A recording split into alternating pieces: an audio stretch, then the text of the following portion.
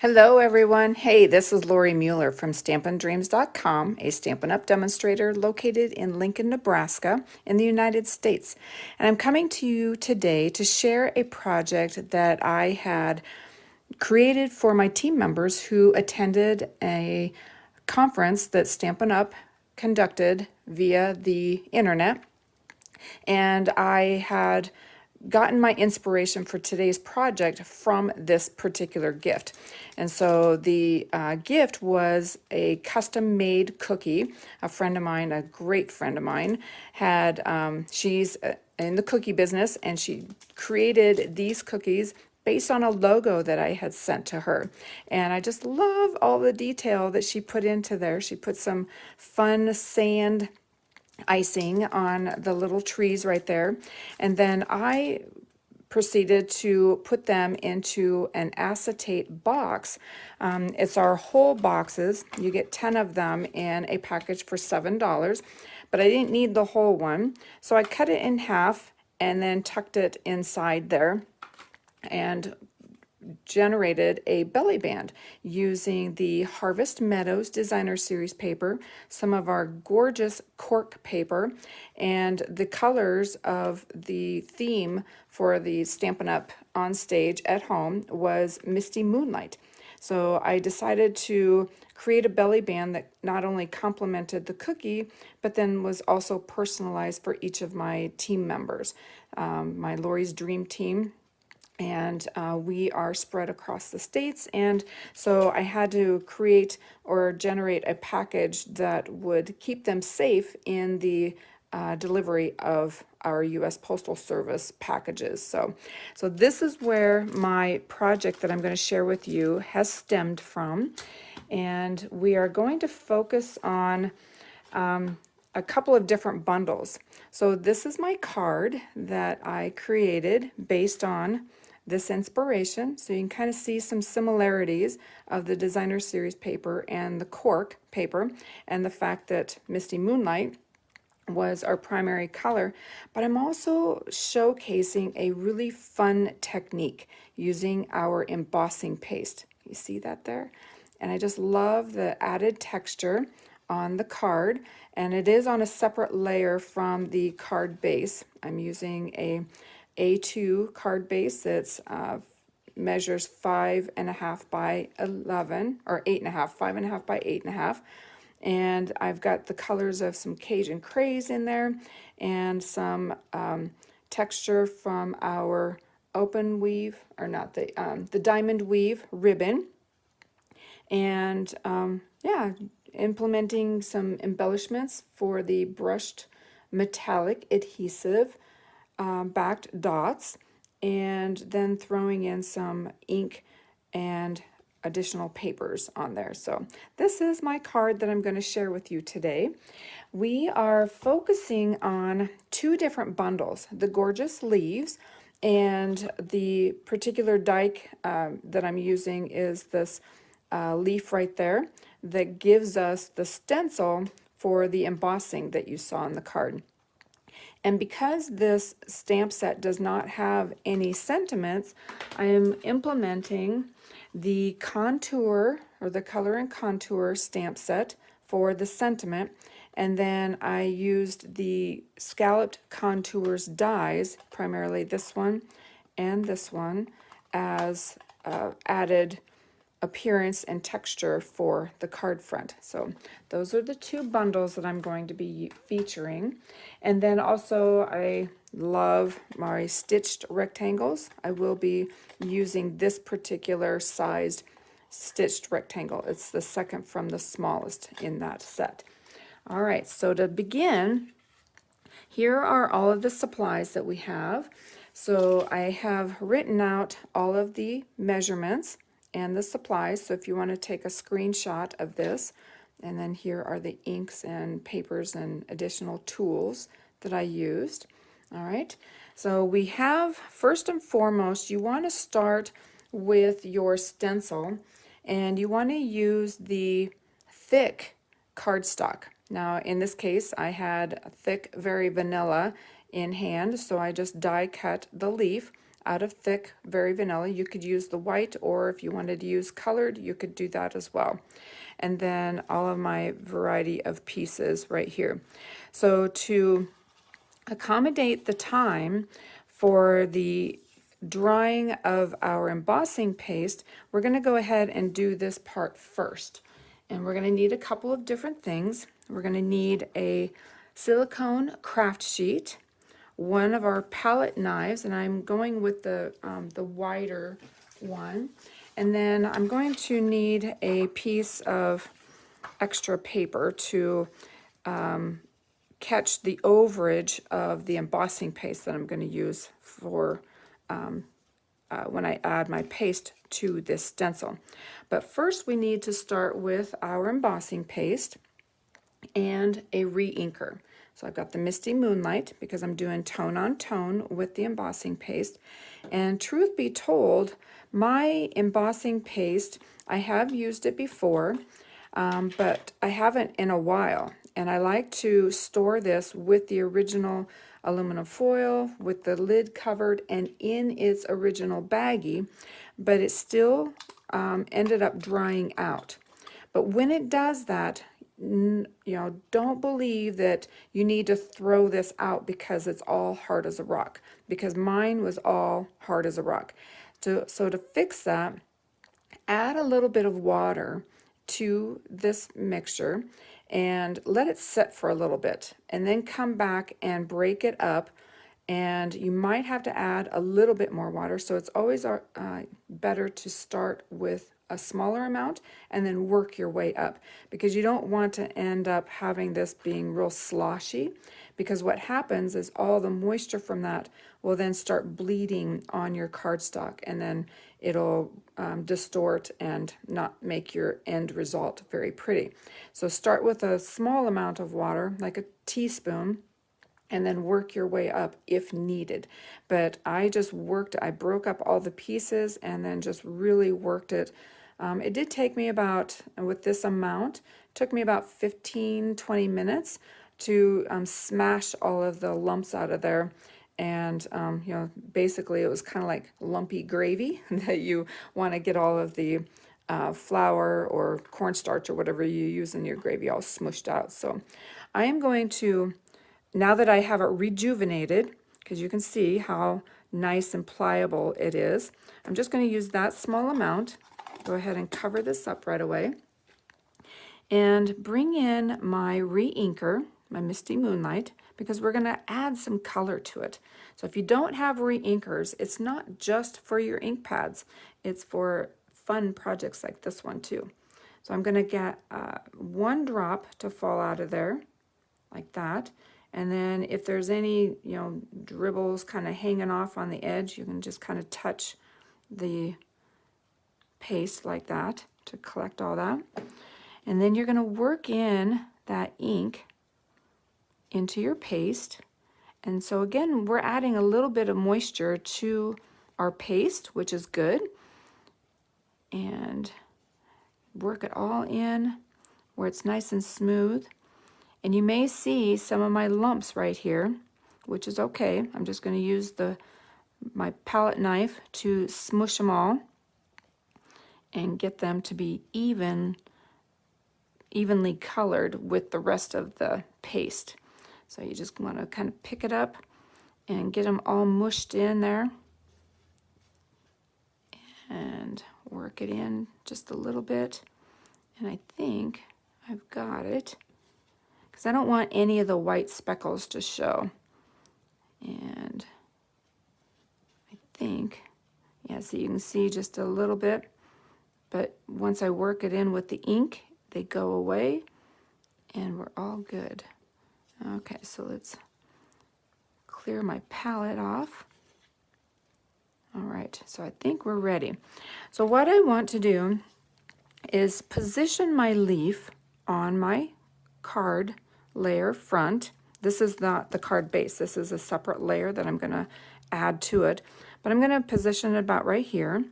And what you want to do when you bring your paste in, you want to bring in a little bit and then start in the middle and slide across. Try not to bring your palette up when you're on the majority of the paste, because what you'll do is it'll suction up with your palette and then cause the pattern that you're trying to create below to be distorted.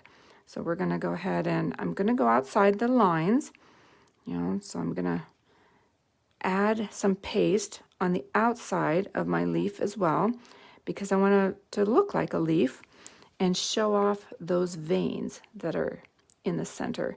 And I'm not too worried about leveling out the amount of paste that's across my stencil, because I love the different texture that it leaves behind when I do go outside or add, like this is thicker here than here.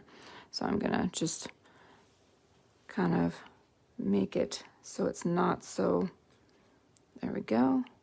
And you can just kind of mess around with it, see that you've got everything covered the way you want it, and like that. So I'm not worried about the depth of my leaf.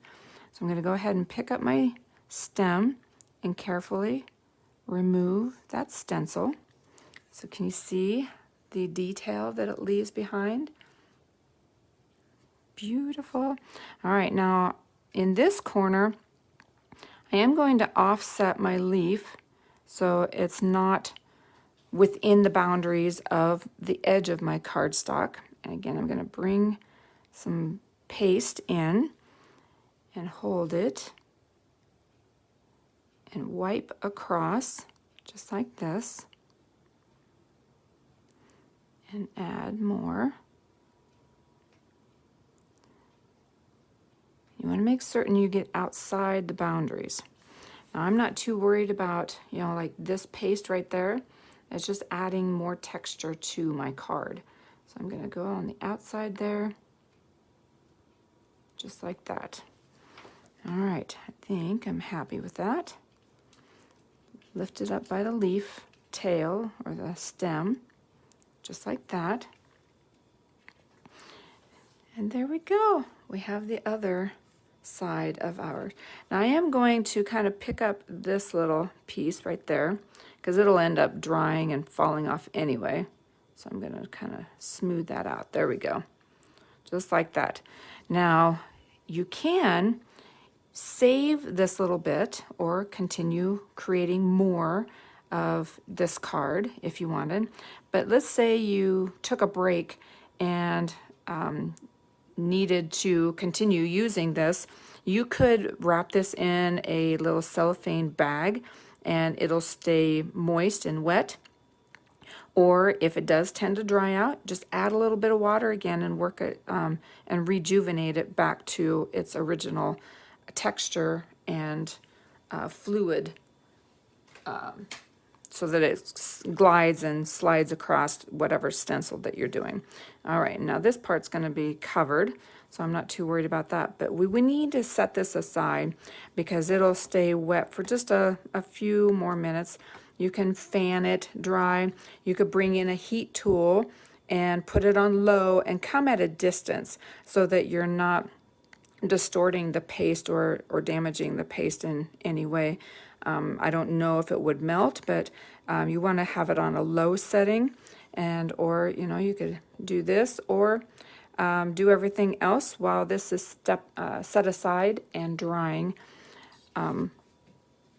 during the process of the rest of your card. All right, now what we need to do is we're gonna work on this sentiment, and then we're gonna do our die cutting. So I'm gonna use my stitched rectangle as my guide. Now if you had a bigger piece, that works, but I like to use that as my guide for my eyes, just to make certain I have everything all set up nicely, and I can center this across there, give it a little bit of pressure, hold it there because it's nice for the cardstock to soak in the ink Just like that. How beautiful. Misty Moonlight has got to be my favorite. I love Night of Navy, but I just love the hue of this Misty Moonlight. It is so, so pretty. All right, next we are going to bring in our die cutting machine and do some die cutting. So we'll do a couple of things at the same time. We can do our sentiment. Let's get this centered like that. And we're going to cut our cork paper with this die that is found in the Scalloped Contours die set. So we're going to position this on the cork paper and run it through like this. And you know, we could almost, if I move these like that, we could actually die cut this one at the same time as well. And so this is the other die from the Scalloped Contours. So we'll put these all together and run them at the same time. So we've got one passing in our machine. All right, so let's get this rolling like that. And we're going over some big speed bumps because some of these I wasn't able to set at a slant because I filled my die cutting bed with everything that I needed to die cut. All right, let's get these removed. Oh, beautiful. Okay, set that aside. And we've got our beautiful sentiment. All right, and then the cork paper. Oh my gosh, this is beautiful paper. It is a little bit lighter weight than cardstock, and kind of like the texture, maybe even a little bit lighter than a brown bag grocery sack. So, but the cork, it feels like real cork. I can't get over how real it is. All right, so we're going to put these aside. And this stitched rectangle just fits perfectly within the boundaries of our cork die right there. All right, now we need to adhere, nope, first we need to stamp on our sentiment layer. We're going to bring in our paper again. I'm going to add a leaf. This little leaf using Cajun Craze. And we need to do a second rendition of the ink. All right, so we're going to stamp off and then stamp on the label the second time. All right, we're going to do the second one the same way. And we'll come in like that. Add a little color that is complementary to the scallop die that we have here. All right, set this aside. And what we want to do now is adhere our sentiment to the cork layer. And I'm using the liquid glue.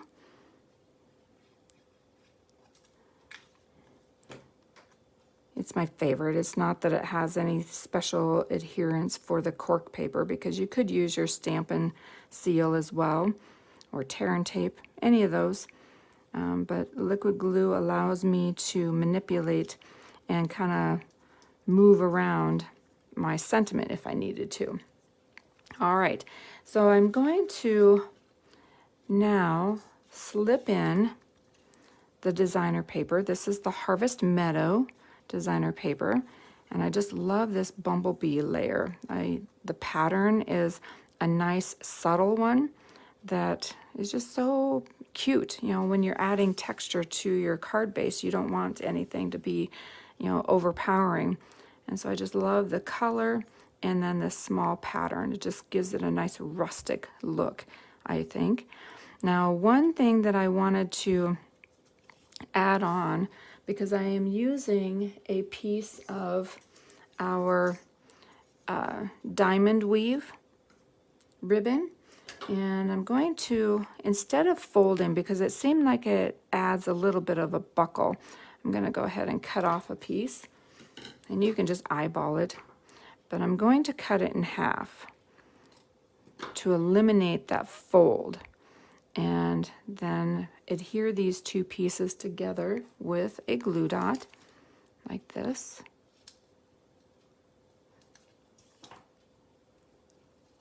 All right, and then just kind of offset it like you would if you were folding it. And then I'm going to add it to the back of the cork layer. So I'm going to use another glue dot. And I'm using glue dots because liquid glue, for one, would seep through and show up all over your work surface. Now, because of where I'm positioning this, I want to make certain that, all right, we're going to go about that high. And I'm using the boundaries of my designer paper. All right, now we can add that here. Yeah, just like that. Okay. And that kind of helped me keep it in place as well. Now, I do want to pop this layer up on the Cajun Craze, so I'm going to only add dimensionals on the sides right now.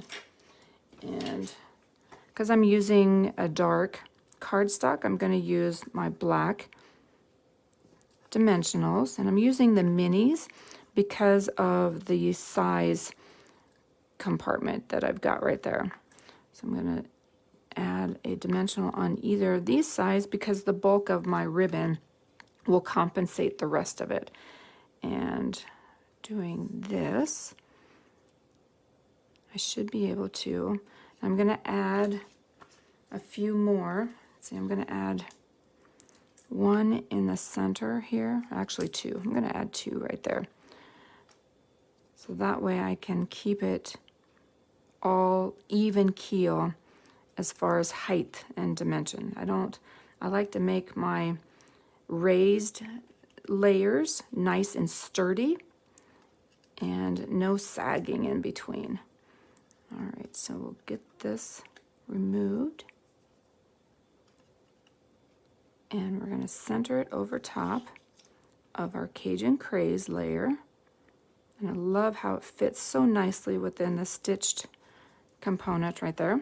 All right, so we're at that level right there. That's all done. Now we can start adding the rest of our layers together. So I'm going to go ahead and fold my card base. I've already scored it at 4 1/4. So we're just going to burnish the fold. And I love my bone folders. It's not that I have any nails, but it helps save those and protect them a little bit. All right, so we have our texture, and I can feel, and I don't know if you can tell, but it looks a little bit lighter. So I can tell that it has dried nicely, just being set aside. So I'll go ahead and adhere this layer to the front of my card base. All right, and add it. And I do love a tiny border when it comes to adding another layer to the card front when I'm working with monochromatic. I could have done this stenciling, embossing directly onto the card front, but I didn't want any distortion, because there is a little bit of moisture to the embossing paste, and I didn't want that to kind of give it a little ripple effect on that card front, because you could probably see through it, but I just love the added layer of my card. So next we are going to add this to the front of our card, but I want to make certain that my designer series paper is laying evenly with the rest of this that I popped up. So since I know my boundaries, I can add my dimensionals to these sections right there. And I'm actually going to just make certain I have it all nicely even. And we'll go one right there. All right, now I'm going to remove the backings and then add liquid glue to the Cajun Craze layer because I'm not popping that area up. It is going to be glued directly to the card front. All right.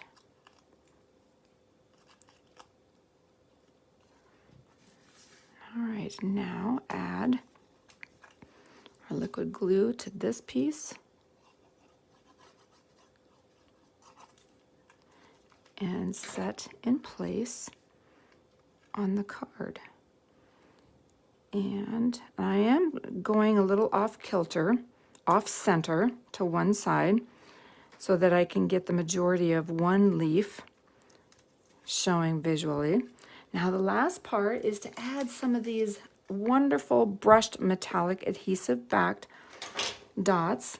So use my take your pick tool, and I needed to position these in a spot on the card that is not already raised, because if you can see, these have, a little bit of height to them, and I don't want them fighting with the Postal Service machine and getting bounced back, because of, if I were to add one here, it just adds a little bit more height to it.